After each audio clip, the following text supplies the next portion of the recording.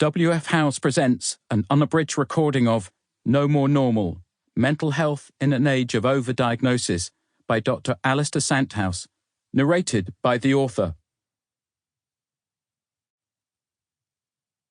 Disclaimer.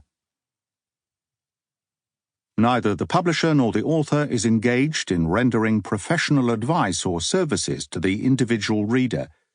The ideas, procedures, and suggestions contained in this book are not intended as a substitute for consulting with your physician. All matters regarding your health require medical supervision. Neither the author nor the publisher shall be liable or responsible for any loss or damage allegedly arising from any information or suggestion in this book.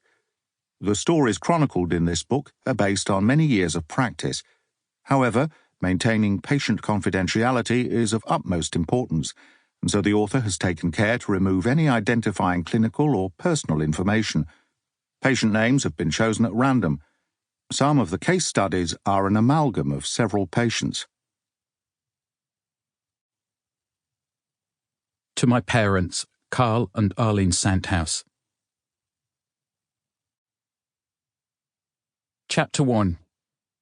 Introduction. Psychiatry, the area of medicine I've specialised in for over a quarter of a century, is at a crossroads. What counts as a diagnosis and what counts as normal mental health are becoming more flexible.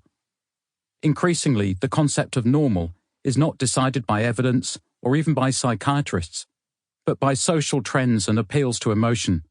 Burgeoning theories and treatments, expectations of good mental health and contentment, and the language of wellness have all created a climate that has influenced how mental health and illness are thought about and experienced. Many of these changes have been driven by the highest motives and have had positive effects. Each generation wants to improve on what has gone before. The stigma that had for so long added to the distress of people suffering from mental health conditions has been removed or lessened, and more people now feel willing to come forward to access treatment. We value virtues such as compassion and kindness as the foundation for a progressive society, and they are undoubtedly important. Yet such emphasis has started to lead us to explain the cares of life, of suffering and difference within the framework of illness. These changes have been significant.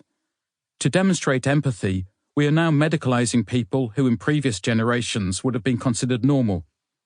By telling people they have a right to enjoy perfect mental harmony, and if they do not, this is due to underlying factors beyond their control, we prevent people from...